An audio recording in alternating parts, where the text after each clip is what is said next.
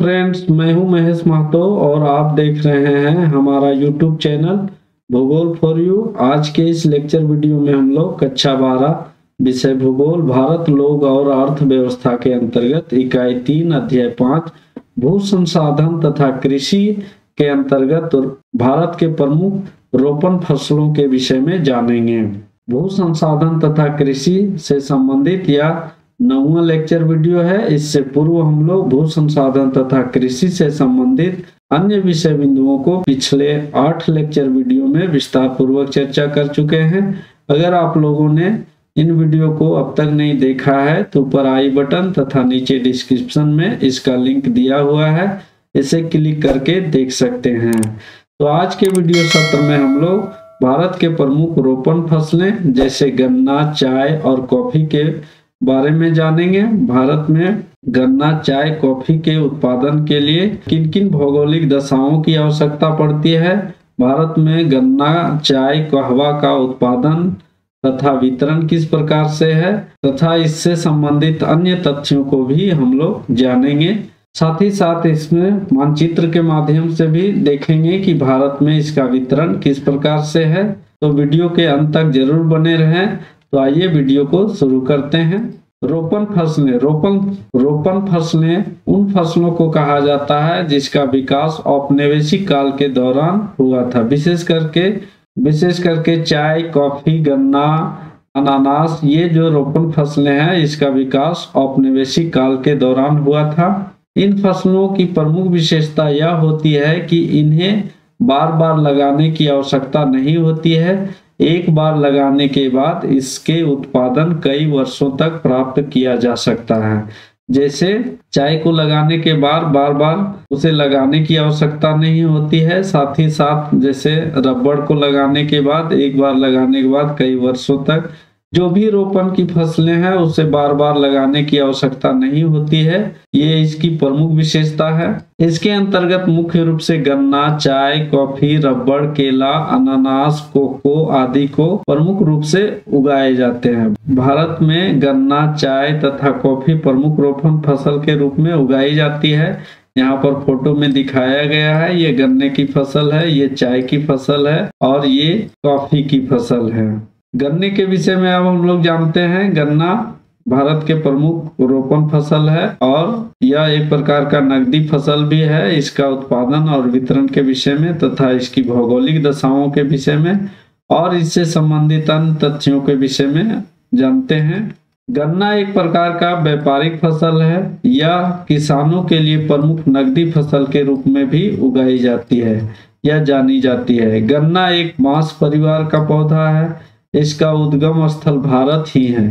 भारत से ही या चीन, इंडोनेशिया, पश्चिमी द्वीप समूह के देशों में विस्तारित हुआ है। गन्ना भारत के ही मूल पौधा है।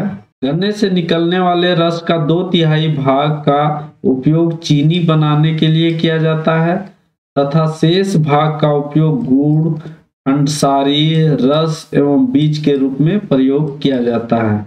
इसका उपयोग अल्कोहल एवं रसायन उद्योग में भी कच्चे माल के रूप में किया जाता है।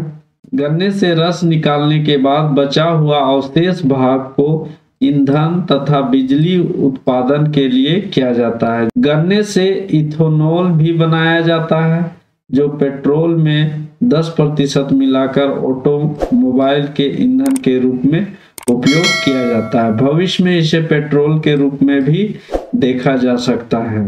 गन्ने के उत्पादन के लिए महत्वपूर्ण भौगोलिक दशाएं किस प्रकार होनी चाहिए इसके विषय में जानते हैं।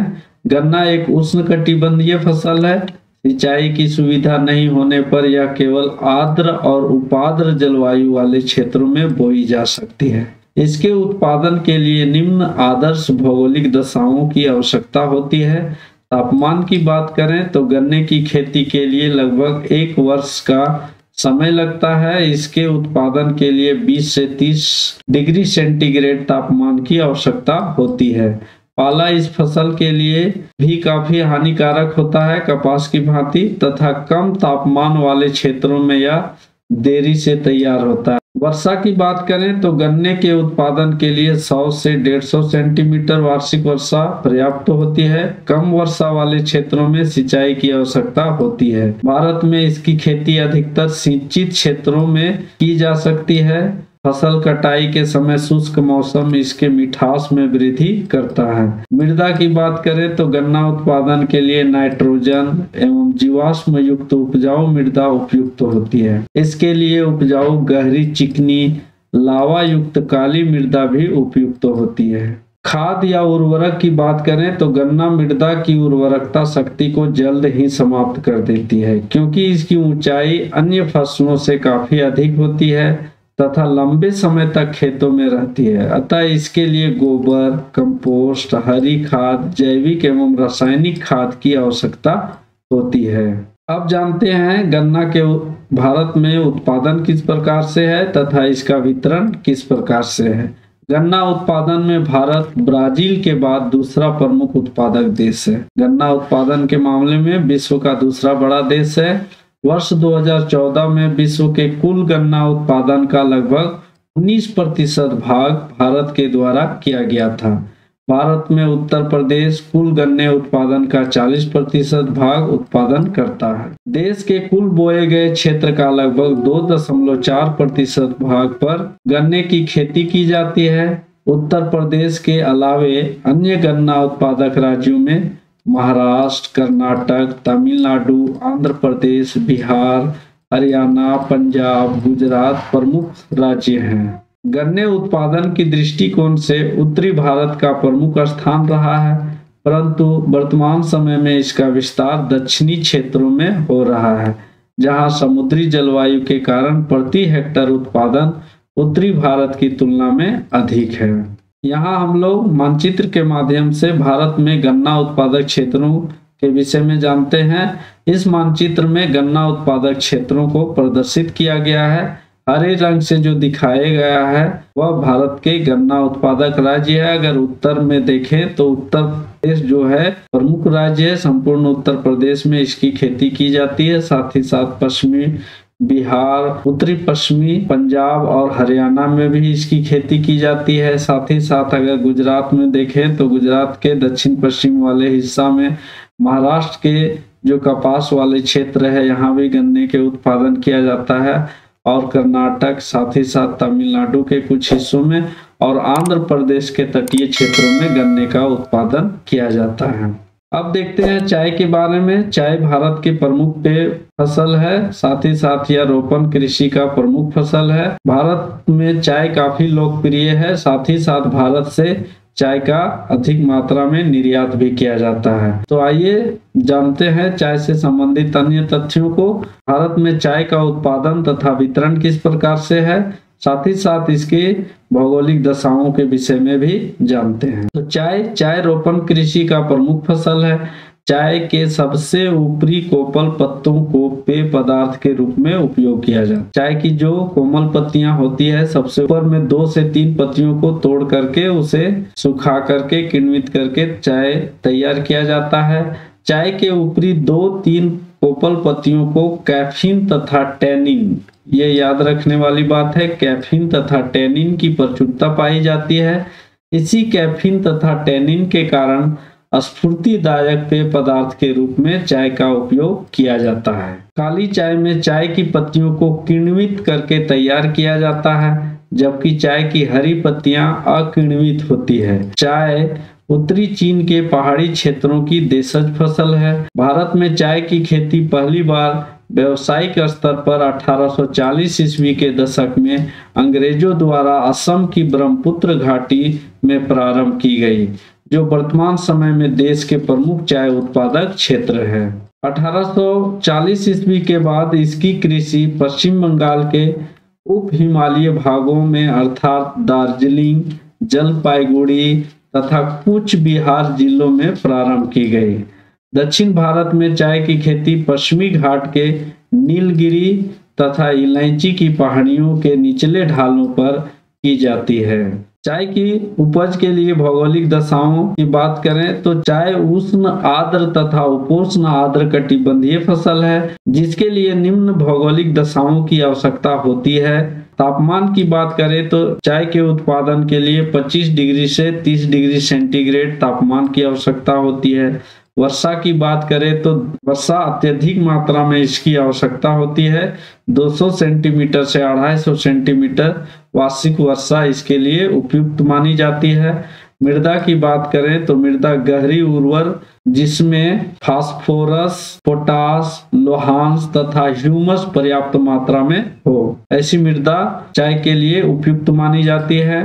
भूमि की बात करें या धरातल की बात करें तो सुप्रवाहित धरातल जहां पानी आसानी से निकल जाए, क्योंकि इन क्षेत्रों में वर्षा अधिक होती है। पौधे की जड़ों में ज्यादा समय तक पानी एकत्रित होना हानिकारक होता है, अतः इसको पर्वतीय ढलानों में लगाई जाती है। श्रम की बात करें तो चाय की पत्तियों को चुनने, पौधे को लगाने, इसकी कटाई छटाई के लिए काफी संख्या में श्रमिकों की आवश्यकता होती है। चाय की पत्तियों को चुनने के लिए ज्यादातर महिलाएं कार्य करती हैं। अब देखते हैं भारत में चाय का उत्पादन तथा वितरण किस प्रकार से है। तो वर्ष 2015 के अनुसार भारत विश्व का चीन के बाद दूसरा सबसे बड़ा चाय उत्पादक एवं निर्यातक देश है। भारत विश्व का दूसरा सबसे बड़ा उत्पादक भी है और निर्यातक है चीन के बाद। विश्व में कुल चाय उत्पादन का लगभग 21.8% भाग अकेले भारत उत्पादन करता है। हालांकि पिछले कई वर्षों में चाय के उत्पादन में गिरावट आई है। भारत में चाय के उत्पादन में असम सबसे अग्रणी राज्य है। असम में सबसे अधिक चाय का उत्पादन किया जाता है, जहां पर कुल कृषि भूमि का 53.2% भाग पर चाय की कृषि की जाती है तथा देश के कुल चाय उत्पादन का लगभग आधे से अधिक भाग असम में पैदा किया जाता है। कुल उत्पादन का लगभग आधा से अधिक भाग असम में चाय का उत्पादन किया जाता है। पश्चिम बंगाल दूसरा सबसे बड़ा चाय उत्पादक राज्य है, जहां देश के लगभग 1/4 मतलब 25% भाग उत्पादन किया जाता है। अन्य चाय उत्पादक राज्यों में तमिलनाडु, केरल, कर्नाटक, त्रिपुरा, हिमाचल प्रदेश, उत्तराखंड की दून घाटी तथा झारखंड के रांची के पठार में चाय की कृषि की जाती है। अब तीसरा प्रमुख जो रोपण फसल है कहवा के विषय में हम लोग जानते हैं। कहवा भी एक प्रमुख पेय पदार्थ है, पेय फसल है। इसको भी भारत में काफी पसंद किया जाता है, भारत के प्रमुख पेय पदार्थ है। तो आइए जानते हैं इसके अन्य तथ्यों को। इसके लिए अनुकूल कौन कौन सी दशाएं होनी चाहिए, साथ ही साथ भारत में इसका उत्पादन और वितरण किस प्रकार से है। तो कहवा को कॉफी कहा जाता है। कहवा या कॉफी भी चाय की भांति एक पेय पदार्थ है। कहवा एक झाड़ी नुमा पौधा होता है। इसमें लगने वाले फलों से निकाले गए बीजों को भून कर पीसा जाता है और कॉफी तैयार किया जाता है। कहवा की 3 किस्में होती है, अरेबिक, रोबास्ता व लेबेरिका। कौन कौन 3 प्रमुख किस्में हैं कहवा की? अरेबिक, रोबास्ता और लेबेरिका। भारत में मुख्य रूप से उत्तम किस्म अरेबिका कॉफी का उत्पादन अधिक मात्रा में किया जाता है, जिसकी अंतर्राष्ट्रीय बाजार में अधिक मांग है। कॉफी का पौधा भारत में 18वीं शताब्दी के उत्तरार्ध में ईस्ट इंडिया कंपनी द्वारा लाया गया था। 1798 ईस्वी में तैलीचेरी कर्नाटक के निकट यह प्रयोगात्मक रूप में उगाया गया था तथा 1830 ईस्वी में इसे व्यापारिक फसल के रूप में पैदा किया जाने लगा। अब देखते हैं कॉफी के उपज के लिए कौन कौन सी भौगोलिक दशाओं की आवश्यकता होती है या उपयुक्त भौगोलिक दशाएं क्या होनी चाहिए कॉफी के उत्पादन के लिए। तो कहवा एक उष्णकटिबंधीय रोपण फसल है। इसके लिए निम्न भौगोलिक दशाएं उपयुक्त होती है। तापमान की बात करें तो तापमान 15 डिग्री से 30 डिग्री इसके लिए उपयुक्त होती है। वर्षा वहीं 150 सेंटीमीटर से 200 सेंटीमीटर पर्याप्त होती है। मृदा की बात करें तो लोहा एवं चूना युक्त मृदा जिसमें ह्यूमस की मात्रा अधिक हो अर्थात पर्वतीय मृदा उपयुक्त होती है। कहवा की खेती के लिए पर्वतीय मृदा उपयुक्त होती है, इसीलिए पर्वतीय ढलानों में चाय की तरह इसकी भी खेती की जाती है। भूमि की बात करें तो चाय की भांति पर्वतीय ढलानों पर 800 से 1600 मीटर की ऊंचाई काफी उपयुक्त होती है। श्रम की बात करें तो कहवा के पके फल को एकत्रित करने, उससे बीज निकालने, बीज को भूनकर कॉफी तैयार करने में सस्ते श्रमिकों की आवश्यकता होती है। अब जानते हैं भारत में कहवा का उत्पादन तथा वितरण किस प्रकार से है। तो वर्ष 2015 के अनुसार भारत में विश्व का 3.7% भाग कहवा का उत्पादन किया गया था। ब्राजील कहवा का सबसे बड़ा उत्पादक देश है, जहां कॉफी के बड़े बड़े बागानों को फेजेंडा के नाम से जाना जाता है। फेजेंडा के नाम से जाना जाता है वहां कहवा के बागान को। Brazil, Vietnam, Colombia, Indonesia, Ethiopia तथा होंडुरास के बाद वर्ष 2015 में भारत विश्व का 7वां सबसे बड़ा कॉफी उत्पादक देश है। भारत में कर्नाटक कॉफी के उत्पादन करने वाला सबसे बड़ा राज्य है। कर्नाटक में सबसे अधिक कॉफी का उत्पादन किया जाता है, कहवा का उत्पादन किया जाता है, जहां देश का 2/3 भाग कॉफी का उत्पादन किया जाता है। लगभग 75% हिस्सा अकेले कर्नाटक राज्य करता है। भारत में 58% कॉफी का उत्पादक क्षेत्र कर्नाटक में स्थित है तथा इसके क्षेत्र कॉफी उत्पादक क्षेत्र का 58% हिस्सा कर्नाटक में स्थित है। कर्नाटक के अलावे केरल, तमिलनाडु प्रमुख कॉफी उत्पादक राज्य हैं। यहाँ पर दिए गए मानचित्र में कॉफी तथा चाय का उत्पादक क्षेत्र के विषय में प्रदर्शित किया गया है। भारत के इस मानचित्र में चाय तथा कॉफी उत्पादक क्षेत्रों को प्रदर्शित किया गया है। इससे हम लोग भली भांति समझ सकते हैं कि भारत में चाय तथा कॉफी का उत्पादन किन क्षेत्रों में किया जाता है। तो यहाँ जो हरे कलर का दिखाया गया है, ये जो क्षेत्र है यह चाय उत्पादक प्रमुख क्षेत्र है, जिसमें से असम और पश्चिम बंगाल का दार्जिलिंग, जलपाईगुड़ी, कूच बिहार तथा असम का अधिकांश भाग चाय उत्पादक क्षेत्र है। वहीं कॉफी उत्पादक का क्षेत्र यहाँ दिया गया है दक्षिण पश्चिम भारत में। इसमें से कर्नाटक, केरल और तमिलनाडु का हिस्सा जो है वह कॉफी उत्पादक क्षेत्र है। साथ ही साथ यहाँ पर नीलगिरी, अन्नामलाई की पहाड़ियों में कॉफी के साथ साथ चाय का भी उत्पादन किया जाता है। तो ये भारत के प्रमुख चाय तथा कॉफी उत्पादक क्षेत्र है। चाय की फसल और यहाँ पर कॉफी की फसल दिखाया गया है। तो उम्मीद करते हैं दोस्तों आप लोगों को भू संसाधन तथा कृषि के अंतर्गत रोपण फसलों में गन्ना, चाय तथा कहवा से संबंधित यह लेक्चर वीडियो जरूर पसंद आया होगा। अगर पसंद आया है तो इसे लाइक करें, अपने दोस्तों के बीच ज्यादा से ज्यादा शेयर करें तथा हमारे चैनल भूगोल फॉर यू को सब्सक्राइब करके बेल नोटिफिकेशन को अवश्य हिट करें, जिससे आगे आने वाले नए वीडियो का नोटिफिकेशन आप लोगों को मिलता रहे। और इस वीडियो से संबंधित अगर आप लोगों के मन में किसी प्रकार का प्रश्न या सुझाव है तो कमेंट बॉक्स में कमेंट अवश्य करें। साथ ही साथ भूगोल से संबंधित अन्य विषय बिंदुओं को अगर जानना हो तो हमारे ब्लॉग www.bhugol.net में विजिट कर सकते हैं। आप लोगों का बहुत बहुत धन्यवाद। मिलते हैं अगले नए वीडियो में, तब तक के लिए जय हिंद, जय भारत।